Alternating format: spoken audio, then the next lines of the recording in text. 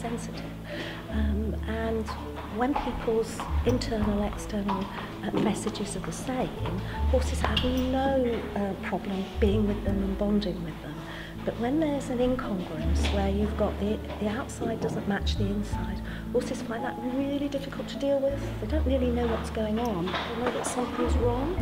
What we actually do in the arena is set up activities and how the clients approach the horses, and more importantly how the horses respond to the client tells us a lot about what might be going on with the client in the here and now. One of the benefits of using horses is that they give immediate, absolutely non-judgmental feedback.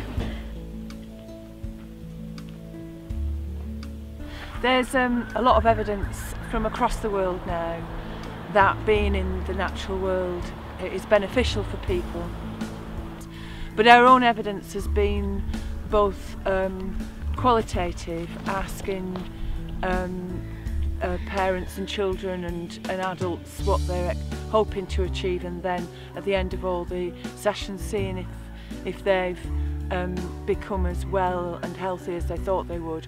Every session we're making fires, we're building shelters and basically learning survival skills, and for a lot of people with certainly severe to enduring mental health problems, that real literal back to basics can be really beneficial. From the work we've done, one of my favourite references was a woman who, due to terrible abuse in her childhood, suffered from multiple personality disorder, and as a result of being in the woods with us for several weeks, she and her doctor agreed that she could actually come off as antipsychotic drugs.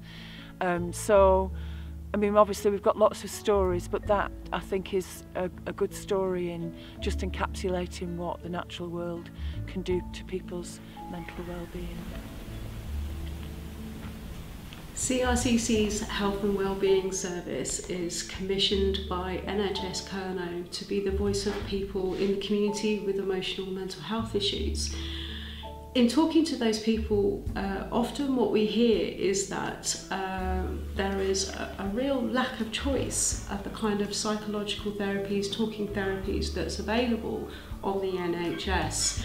And at the moment, what the NHS offers tends to be things like cognitive behavioural therapy, maybe a bit of mindfulness, but often only for maybe 6 weeks. What we're hearing from people is that they would like lots of other choices. They would like to have other options to try. It's not a one-size-fits-all kind of approach that works for everyone. So people would like things like, for instance, like surf therapy, equine therapy, nature creative workshops, that kind of thing.